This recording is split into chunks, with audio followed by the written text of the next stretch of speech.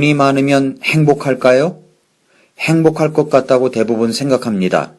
돈이 많으면 돈이 없을 때보다 많은 일이 수월합니다.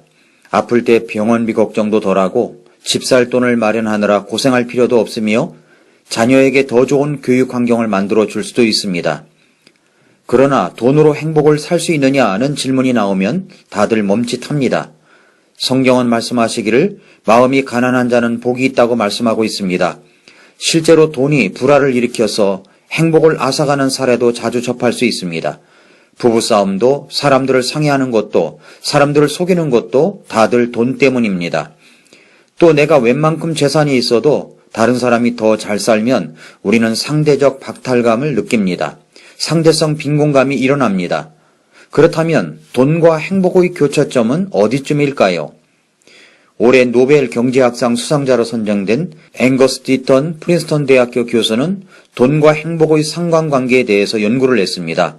45만 명을 대상으로 한 갤럽 조사를 했는데 소득이 높아질수록 삶에 대한 만족도는 계속 높아지지만 행복감은 연봉 75만 5천 달러, 우리나라 돈으로 연봉 8,500만 원에서 멈춘다는 것입니다. 쉽게 말해서 5천만 원에서 6천만 원, 6천만 원에서 7천만 원으로 높아질 때는 돈의 액수와 비례해서 행복감도 높아진다는 것입니다. 돈의 액수와 비례해 행복감도 높아집니다. 하지만 연 8,500만 원 이상을 벌게 되면 연봉이 9,500만 원, 1억 원이 돼도 더 행복해지지 않는다는 것입니다. 우리는 돈이 많아야 행복할까요? 우리 마음을 무엇으로 채워야 더욱더 행복할까요? 통계로 볼 때 돈으로 행복감을 갖는 것도 어느 정도까지 가면 더 이상 그것 때문에 계속적으로 행복해지지 않는다는 것입니다. 여러분의 마음을 무엇으로 채워야 행복하겠습니까? 무엇으로 여러분의 마음을 채우고 있습니까? 오늘의 양식 이 시간은 시편 119편 9절부터 16절 말씀을 통해서 청년의 마음에 가득하게 할 것들이라는 제목으로 말씀을 전하겠습니다. 시편 119편은 8절씩 22연으로 되어 있는 시가서입니다. 첫 번째 연은 히브리어 알파벳 알렙으로 시작되었습니다. 알렙 다음은 베트입니다. 베트로 시작되는 절, 8절의 묵상을 통해서 우리 주님께서 우리에게 주시고자 하는 말씀을 듣도록 하겠습니다. 첫째로 청년의 인생길엔 말씀으로 채워져야 합니다. 9절 말씀에서 청년이 무엇으로 자기 길을 깨끗하게 하리이까? 주의 말씀에 따라 자기 길을 조심함으로 하리이다 라고 했습니다. 성경은 왜 청년이라고 명기되어 있는 것입니까? 장년도 아니고 주부도 아니고 청소년도 아니고 어린이라고 하지 않고 꼭 집어서 청년이라고 말씀합니다. 왜 그랬을까요? 두 가지 이유가 있다고 생각됩니다. 하나는 청년 시절은 가장 고삐가 풀릴 수 있는 시기이기 때문입니다. 또 하나는 나이가 더 들기 전 젊었을 때 그의 인생의 방향을 잡아줄 말씀이 필요하기 때문입니다. 청년은 정욕이 들끓는 시기입니다. 유혹도 가장 많은 시기입니다. 길들여지지 않은 야생마처럼 고삐가 풀리면 하고 싶은 대로 할 수 있는 시기이기 때문입니다. 그 청년 시절에 조심하지 아니하면 인생 자체를 망칠 수가 있습니다. 젊었을 때 인생길을 잘못 들어 평생을 고통 가운데 사는 사람들이 얼마나 많습니까? 그래서 성경은 청년이 무엇으로 자기 길을 깨끗하게 하리이까? 주의 말씀을 따라 자기 길을 조심함으로 하리이다 라고 말씀하고 있는 것입니다. 그래서 성경은 청년을 강조합니다. 전도서 11장 9절에서는 오 청년이여 네 젊은 때를 기뻐하라. 네 젊은 시절에 네 마음이 너를 기쁘게 하고 네 마음이 원하는 길들로 걸으며 네 눈이 보는 대로 걸어라.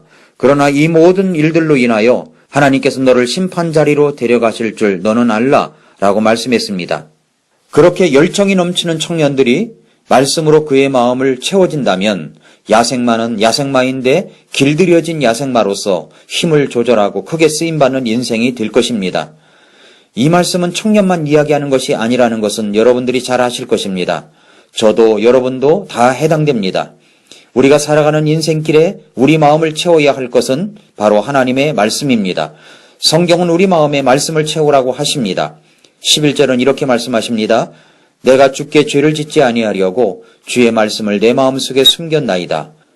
여기서 숨겼다라는 말은 히브리어로 짜판이라는 말인데 숨기다, 저축하다, 감추다, 저장하다라는 뜻을 담고 있습니다. 아무리 열심히 살아간다고 하더라도, 아무리 바쁘게 살아간다고 하더라도 인생의 방향이 잘못되어 있다면 아무 소용이 없습니다. 그 인생의 방향을 잘 잡아줄 것이 바로 청년 시절에 필요한 것입니다. 또한 당신의 지금의 인생길에서 필요한 것입니다. 그래서 말씀을 마음에 숨겨두어야, 저장해야 하는 것입니다. 둘째로, 말씀을 마음에 숨기면, 저장해 두면 인생의 방향을 잘 잡아주고 말씀대로 살아갈 힘을 주십니다.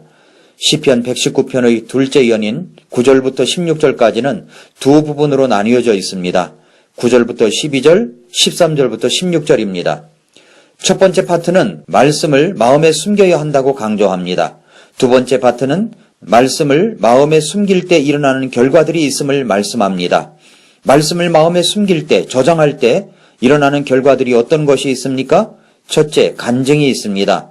13절에 보시면 내가 주의 입의 모든 판단들을 내 입술로 밝히 드러내었으며 라고 말씀합니다. 내 입술을 통해서 주님의 말씀을 이야기합니다. 내 입술을 통해서 주님께서 내게 역사하신 일들을 이야기합니다. 내 입술을 통해서 나를 구원하시고 나를 인도하신 그 예수 그리스도를 자랑하게 됩니다. 그리고 내 입술을 통해서 하나님만을 자랑하고 하나님을 높이게 됩니다. 말씀을 마음에 저장해 두면 간증이 있습니다. 또한 말씀을 마음에 저장해 두면, 숨기면 기쁨이 있습니다. 14절에서 모든 재물을 기뻐하는 것 같이 주의 증언들의 길을 기뻐하였나이다 라고 말씀했습니다. 돈이 생기면 어느 정도까지 정말 기쁘고 행복할 것입니다. 그 재물의 기쁨처럼 하나님의 말씀을 마음에 저장하게 되면 기쁨이, 즐거움이 있다는 것입니다. 세 번째로, 어떻게 말씀을 내 마음에 저장해 둘 수 있습니까? 11절에서 내가 주께 죄를 짓지 아니하려고 주의 말씀을 내 마음에 숨겼나이다 라고 했습니다. 어떻게 말씀을 마음에 저장해 둘 수 있습니까? 전심을 다해서 저장해 두어야 합니다. 10절은 이렇게 말씀합니다. 내가 온 마음으로 주를 찾아싸우니 내가 주의 명령들에서 떠나 방황하지 않게 하소서라고 했습니다. 온 마음으로 주님을 찾았습니다. 그렇게 말씀을 찾은 것입니다. 온 마음을 다해서, 전심을 다해서 그렇게 말씀을 마음에 저장해 두고 말씀을 마음에 숨겨두어야 하는 것입니다. 또한 소리내어 읽는 것입니다. 16절은 이렇게 말씀합니다. 내 자신이 주의 법규들을 기뻐하고 주의 말씀을 잊지 아니하리이다 라고 했습니다. 어떻게 주님의 말씀을 잊지 않을 수가 있겠습니까? 그것은 소리내어 읽는 방법이 있습니다. 잊지 않는다라는 말 속에는 보통 큰 소리로 말씀을 읽으며 깊이 생각한다는 뜻이 담겨져 있습니다. 13절에서의 내가 주의 입의 모든 판단들을 내 입술로 밝히 드러내었으며 라고 했는데 내 입술로 드러낸다는 것은 내 자신에게 먼저 드러낸다는 말입니다. 그러므로 소리내어 읽는 것이 좋은 방법입니다. 어떤 선교사님이 선교지에서 말씀을 읽는데 소리를 내어 큰 소리로 하루에 24장씩 성경을 읽는 훈련을 했다고 합니다. 그렇게 해서 2달에 한 번씩 성경을 읽었다고 합니다. 말씀을 큰 소리로 읽으면 눈을 통해서 말씀이 내 마음에 전달됩니다. 소리를 내어 읽으면 입이 사용되어 그 입을 통해서 말씀이 마음에 전달됩니다. 소리를 내어 읽으면 귀로 듣게 되어 귀를 통해서 마음에 쌓이게 됩니다.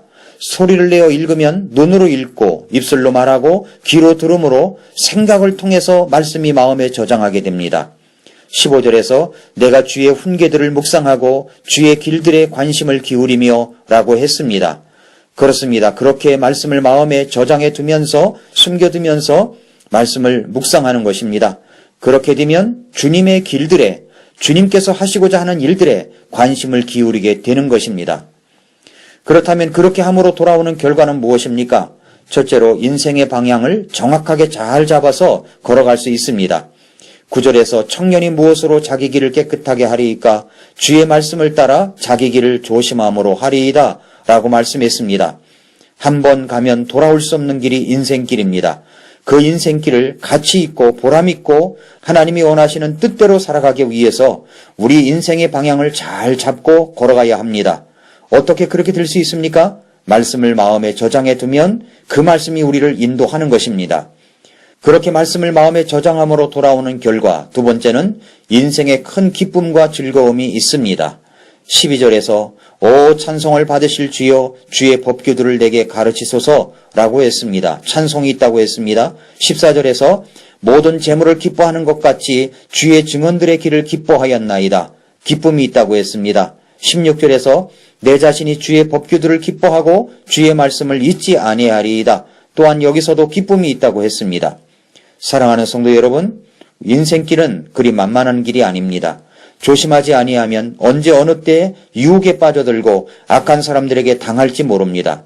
그러므로 우리의 인생이 방향을 잘 잡고 즐거움과 기쁨의 길이 되게 하려면 말씀을 마음에 숨기는 잘 저장하게 하는 훈련을 온 마음을 다해서 해야 하는 것입니다. 말씀을 소리내어 읽으시기 바랍니다. 오늘의 양식을 또한 잘 들으시기를 바랍니다. 사랑하는 성도 여러분, 오늘도 말씀을 마음에 숨기며 자랑하는 여러분을 하나님께서 반드시 축복하실 것입니다.